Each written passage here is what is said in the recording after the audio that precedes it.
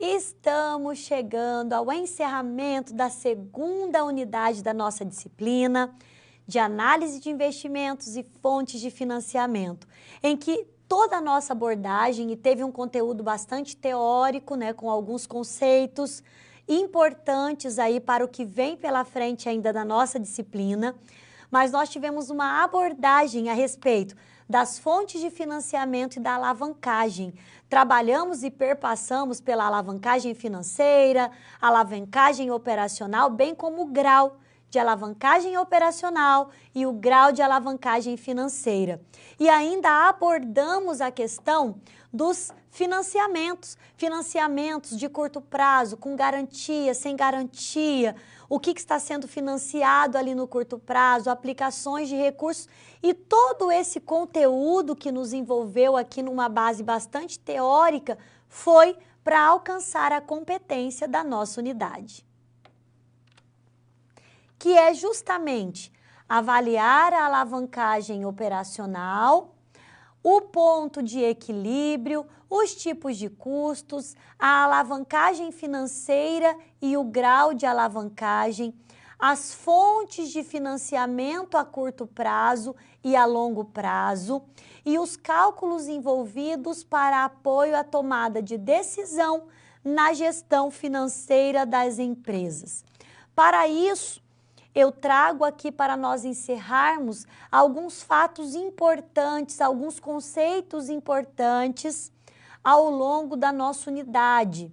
Primeiramente, trabalhamos a alavancagem operacional, que diz respeito ao aumento do retorno gerado por meio dos ativos operacionais, mantendo o mesmo custo fixo.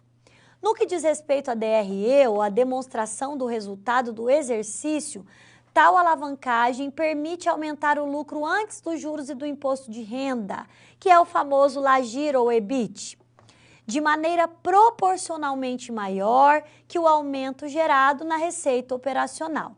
Sendo que o LAGIR, ou o lucro antes dos juros e do imposto de renda, trata-se da receita operacional menos os custos fixos e os custos variáveis.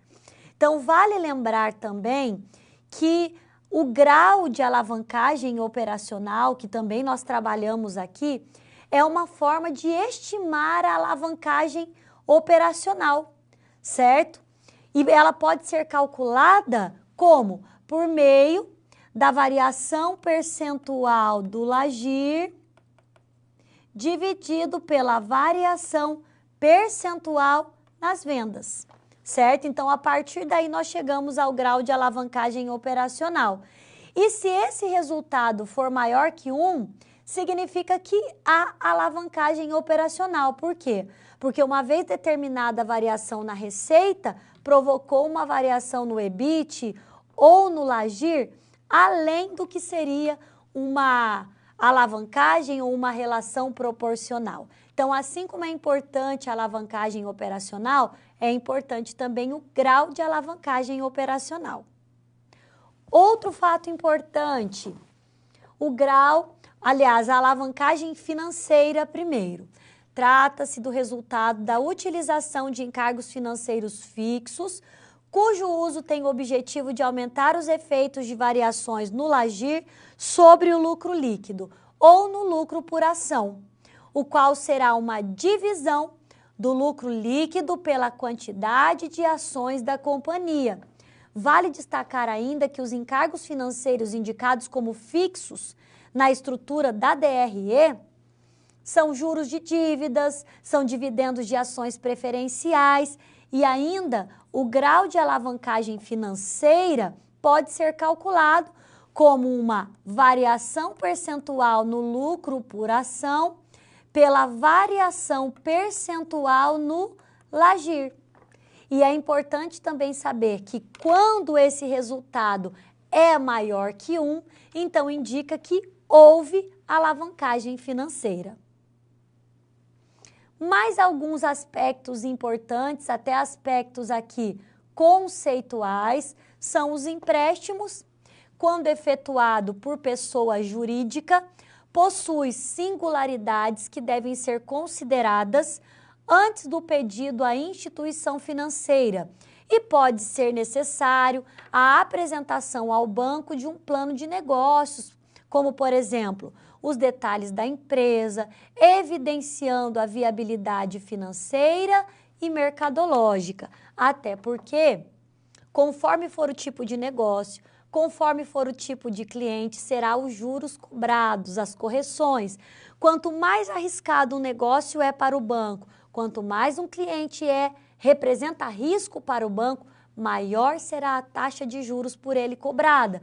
Por quê? Risco e retorno são proporcionais. Antecipação de recebíveis. Também é importante nós colocarmos aqui. Antes disso, os financiamentos. É necessário definir um projeto para o uso do recurso e estar atento ao valor total que a instituição financeira cobrará por tal concessão, uma vez que existe uma taxa de juros previamente definida, a qual será cobrada com cada parcela paga posteriormente. E agora sim a antecipação dos recebíveis, visto que empréstimos e financiamentos são os mais comuns. Trata-se das fontes de financiamento consideradas eficientes e oferecidas pelas factorings aos negócios. E ainda permite o acesso imediato ao recurso, devido à negociação de títulos como duplicatas, cheques e notas promissórias. Então, a antecipação de recebíveis, muitas vezes a empresa ela tem um valor ali, mas esse valor ela vai receber ainda do cliente daqui a 90 dias. Então, ela pega aquelas notas promissórias, levam até a instituição e é claro que ela vai pagar as correções, a taxa e tudo isso também devido ao tempo para antecipar esses recebíveis. O que ela vai receber daqui a 90 dias, ela consegue antecipar isso aí por essa forma de duplicatas descontadas ou antecipação de recebíveis. E agora você acompanha comigo nessa figura os principais pontos que nós trabalhamos ao longo da unidade 2. Então, nós trabalhamos a alavancagem operacional e o grau de alavancagem operacional, trabalhamos a alavancagem financeira e o grau de alavancagem financeira, trabalhamos ainda as fontes de financiamento de curto prazo, certo? Trabalhamos aí com essas fontes de financiamento de curto prazo sem garantia, né? Trabalhamos as linhas de crédito, empréstimos, crédito rotativo, comercial paper e trabalhamos ainda com as ferramentas de financiamento com garantia de curto prazo. Trabalhamos com a alienação fiduciária, os financiamentos, a duplicata e fatura, o factoring e encerramos com os estoques. E com isso nós chegamos ali à abordagem de toda a competência da unidade 2. No mais, o meu desejo aí é que vocês encerrem essa unidade com muito sucesso, mas tenham aí toda a força para chegar para a próxima unidade. Abração e até a próxima!